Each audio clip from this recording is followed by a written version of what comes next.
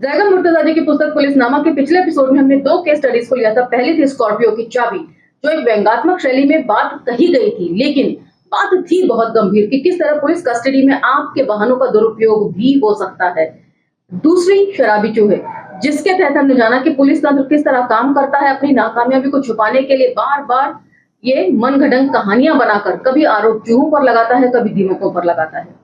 इन सभी चीजों के ऊपर हमने पिछले एपिसोड में चर्चा कर ली थी और आज हम चर्चा को यहाँ से आगे लेके चलेंगे। और अगेन दो केस स्टडीज को आज हम लेंगे, छोटे छोटे केस स्टडीज हैं, तो चलिए मेरे साथ। जय भीम, मैं शालिनी और आप देख रहे हैं अंबेडकर नामा। पहली केस स्टडी है ठाए ठाए मारो मारो। दोनों ही व्यंग्यात्मक शैली में लिखी गई हैं, लेकिन मुद्दे बहुत गंभीर हैं जिनके ऊपर जैगम मुर्तजा जी बात कर रहे हैं। ठाए ठाए मारो मारो।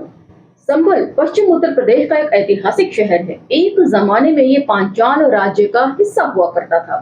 सिकंदर लोदी ने संभल को प्रांतीय राजधानी का दर्जा दिया। मुगल सम्राट बाबर ने हुमायूं को संभल की जागीर दी, लेकिन हुमायूं यहाँ बीमार हो गया और वापस आगरा चला गया। सत्ता शेरशाह सूरी के पास आई तो उसने अपने दामाद मुबारिज खां को यहाँ का गवर्नर बनाया। शाहजहां के सेनापति रुस्तम खान ने मुरादाबाद शहर बसाया। इसके बाद वे राजकाज उठाकर संभल से मुरादाबाद ले गया और इस शहर की अहमियत कुछ कम हो गई, मतलब संभल शहर की।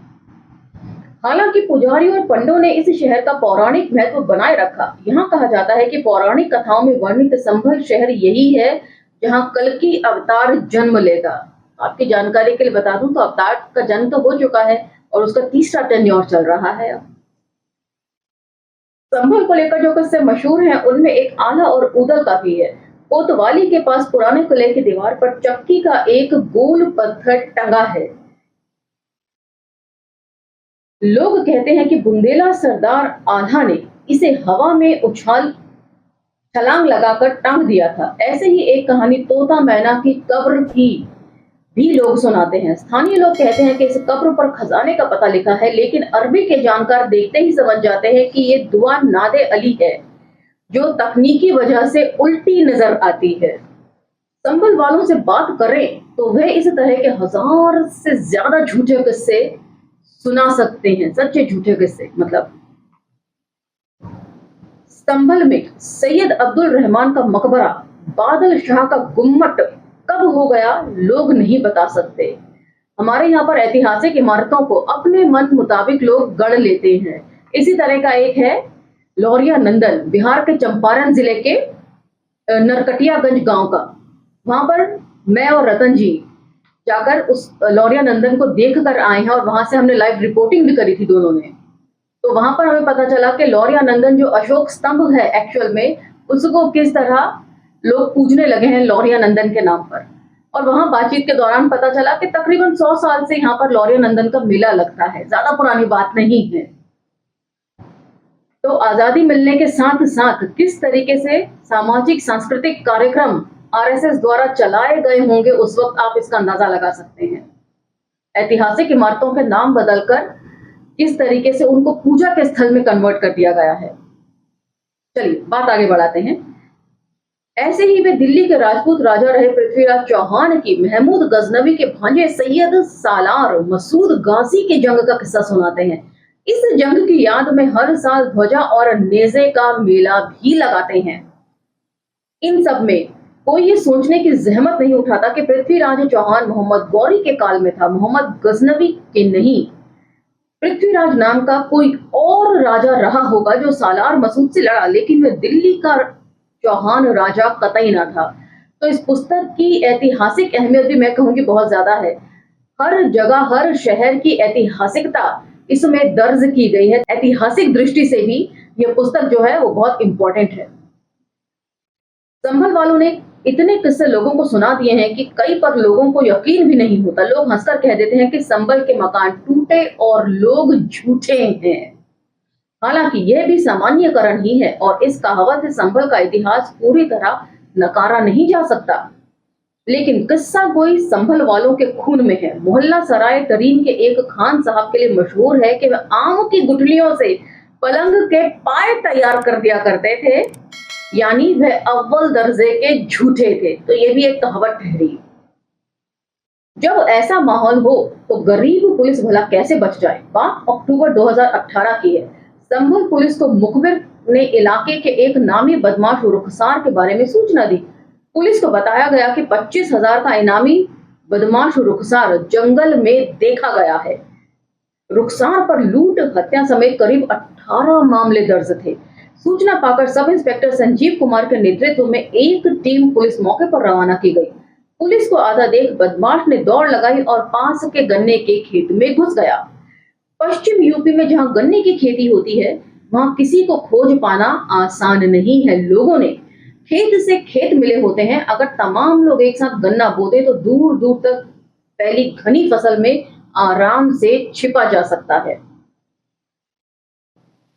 पुलिस ने बदमाश का पीछा किया और एक खेत के पास उसको घेर लिया। उसके बाद उसे बाहर निकालकर खुद को पुलिस के हवाले करने के लिए चेतावनी दी, मगर बदमाश बाहर नहीं आया। अब पुलिस को लगा कि फायर करके बदमाश को ललकारा जाए, हो सकता है एनकाउंटर के डर से ही बाहर निकल आए। मगर ये क्या, जैसे ही संजीव कुमार ने फायर करना चाहा, उनकी पिस्टल धोखा दे गई। तमाम कोशिश के बाद भी पिस्टल से फायर नहीं हुआ। हालांकि दूसरे पुलिस वालों के पास बंदूकें थीं और उन्होंने फायर भी किए। मुठभेड़ में बदमाश घायल हुआ और पकड़ा भी गया। यहां तक तो सब ठीक था, लेकिन मुठभेड़ के अगले दिन एक वीडियो वायरल हुई और यूपी पुलिस का देश और दुनिया में जमकर मजाक उड़ाया गया। लोगों ने वीडियो क्लिप को शेयर करके खूब मजे लिए। अब सुनिए वो वीडियो क्लिप क्या था।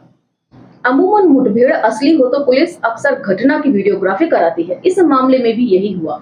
घटना की वीडियो को जब प्लेबैक करके देखा गया तो बड़ा ही मजेदार वाकया सामने आया।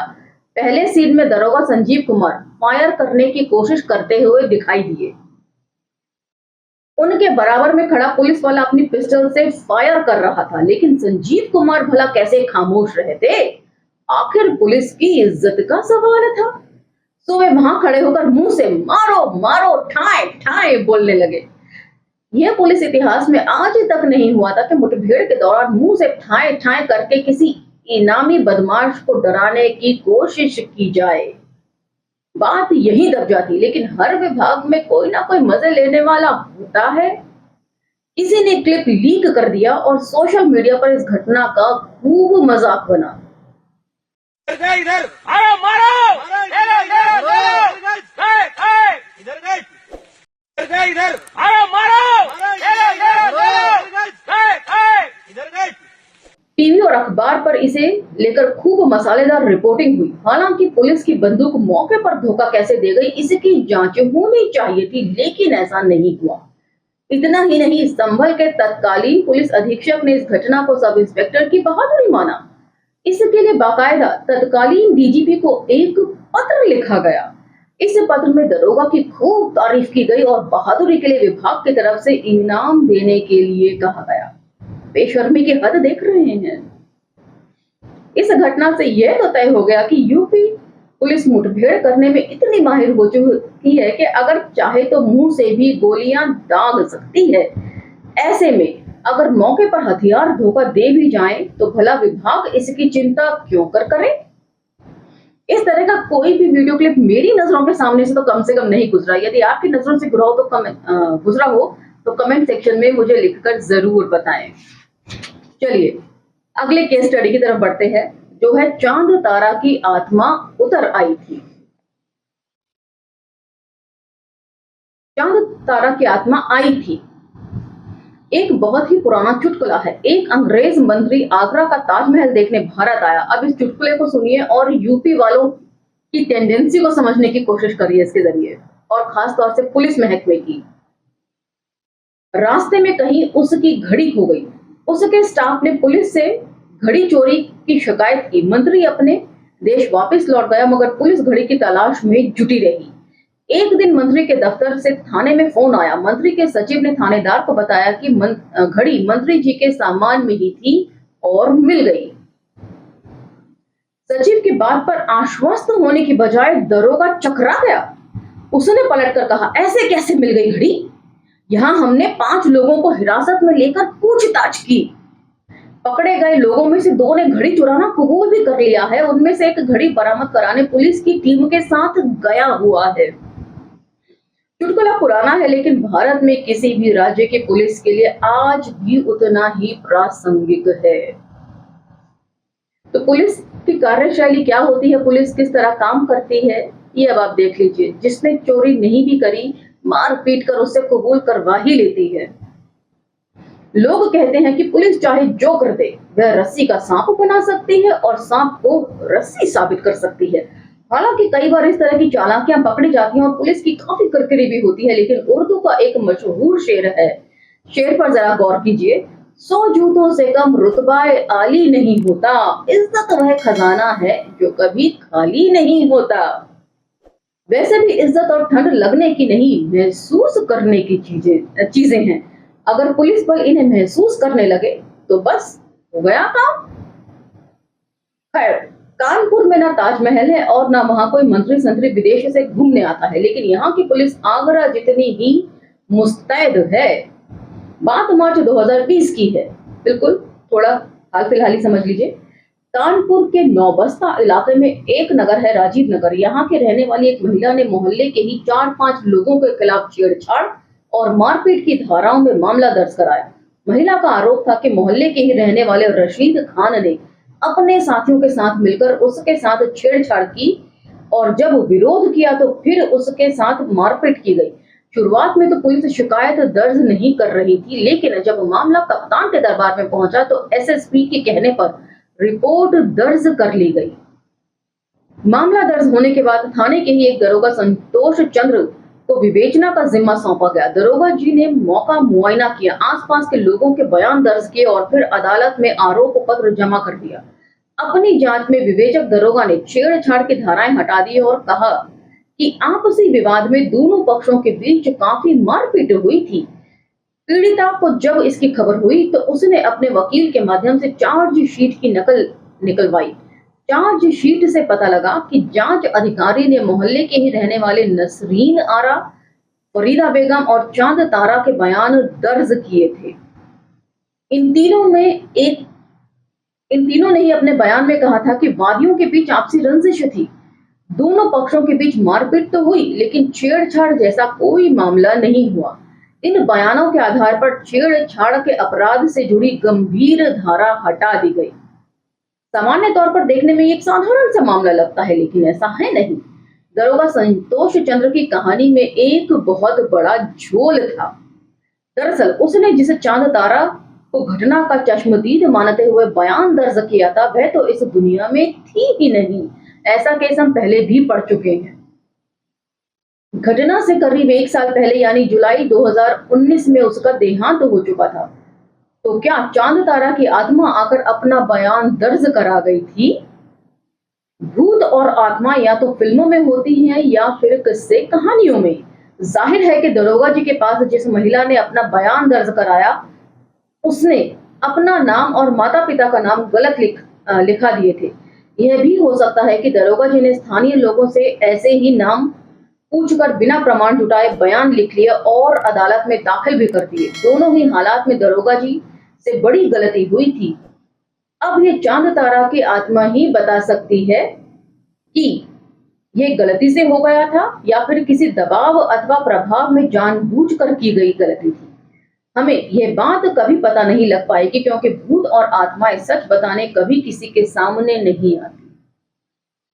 तो इन सभी केस स्टडीज के जरिए पुलिस के ऊपर व्यंग्यात्मक शैली में लिखी गई केस स्टडीज जरूर है, लेकिन इसमें गंभीर आरोप भी पुलिस महकमों या उसके तंत्र के ऊपर लगाए गए हैं कि पुलिस की कार्यशैली कितनी हास्यास्पद होती है। ये लोग खुद ही कायदे कानून तोड़ते हैं, तो कायदे कानून के रखवाले इनको कैसे माना जा सकता है, ये आप मुझे कमेंट सेक्शन में बताइएगा। इसी के साथ ये एपिसोड समाप्त होता है। अगले एपिसोड में मैं फिर आपके सामने हाजिर हो जाऊंगी अगली केस स्टडी के साथ। लेकिन इन वीडियो को लाइक, शेयर, सब्सक्राइब करना ना भूलें और अन्य सोशल मीडिया पर हमें फॉलो करना भी ना भूलें। अब मुझे आज्ञा दीजिए, मिलते हैं अगले एपिसोड में। जय भीम, धन्यवाद।